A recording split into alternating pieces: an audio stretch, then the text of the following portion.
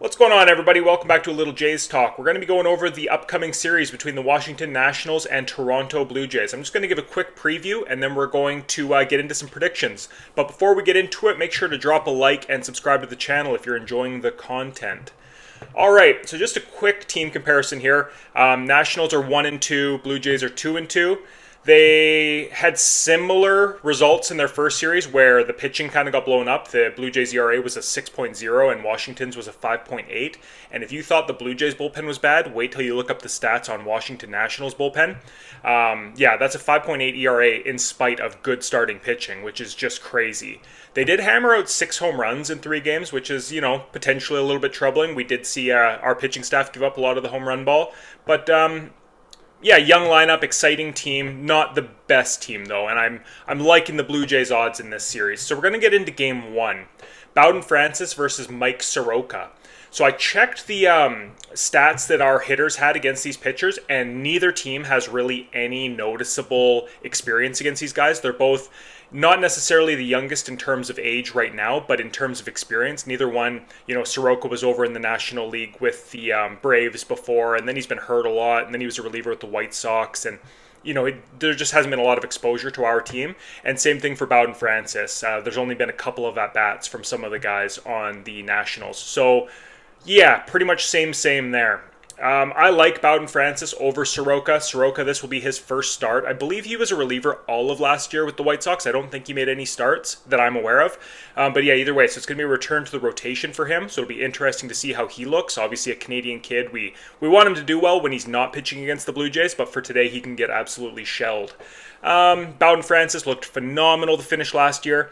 And given that I think the Blue Jays are just a better team at this point, again, Washington is very exciting. They have a lot of really young, really good players. Like they've got Abrams that leads off. I'll see if I can bring up their batting order here. I don't know if this is what's going to be used today, but here's what Fangraphs has their lineup as. And C.J. Abrams, very good. James Wood, like 22 years old, but very, very talented. Luis Garcia is a pretty solid bat. Keeper Ruiz is actually leading their team, I think, in like home runs, RBIs, everything. He's a switch hitting catcher. He can definitely put it in the stands. Nathaniel Lowe, Josh Bell, Paul DeJong, Blue Jays legend, Paul DeJong. Dylan Cruz, who's another top prospect, 23 years old, and Jacob Young, 25-year-old, good outfielder. So yeah, lots of talent, very young. And again, I think the Blue Jays are better than them at this point, and I think ultimately Bowden Francis can be more productive than what I think we will do to Mike Soroka. I'm expecting this to be where we break through with some home runs. I know Soroka, he's a sinker baller, and he's an all-right pitcher, but I still think that we start to see Vladdy or Santander or somebody like that break through, and I think we put a couple in the stands and ultimately win this game. So I've got us going ahead 1-0 there in the series. Moving on to Game 2, you've got Trevor Williams versus Jose Barrios. Jose Barrios did not look good on opening day, but we've seen this before with him. He can have these blow-up starts, and it doesn't necessarily mean anything about him. Over the course of the year, he's going to get back to his high 3s ERA, somewhere in there, somewhere between, a 3.5 and a 4.1. We know what we've got in him for the most part. He's going to be better, and I'm predicting that we win this game as well. Again, the only guy is Ahmed Rosario, who has any real track record. He's got 10 at-bats against Barrios, but you know what? I just think he's going to rally back. He's going to be motivated after the way that opening day start went, and he's going to pitch us to victory. And ultimately, Trevor Williams, I don't think he's got the velocity. He's a half-decent pitcher, but I don't think he's got the velocity that really concerns a lot of our batters. I think we're going to get to him, touch him up, and ultimately win this and go up 2-0.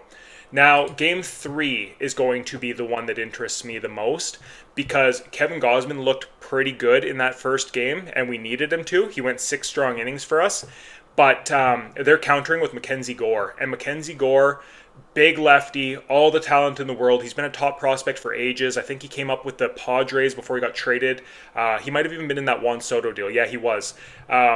So yeah, he had 13 strikeouts on opening day. And again, just a big, strong lefty, overpowering stuff. And I could see him being a real problem for our lineup. So that's the one where if I'm going to give a game to the Nationals, it'll be game 3 in the Gore-Gosman matchup, unless we can get Gore out of there early and get to this bullpen that, as I mentioned, has been absolutely abysmal for Washington to start the year. But, if you let Gore get in there for 6 or 7 innings, it's going to be a tough game, and you're likely going to have to battle back in the late innings. Something that, we're going to see if this 2025 Blue Jays version can do. So that's really where I'll leave it off. I'm glad we didn't have to face Mitchell Parker as well. I feel like we're getting favorable pitching matchups except for that game 3. So that should lead in our favor. And again, I think I'm going to predict a 2-1 series win, and I think that that's the bare minimum. If we want to be a serious team this year, not that the Nationals aren't a serious team, but you've got to beat up on these teams. You've got to win the series. You're at home. There's no excuse for it. So yeah, I'm predicting 2-1 series win. Let me know what you guys think in the comments below. Any insights, any gut feelings, let me know. We'll talk to you later. Bye-bye.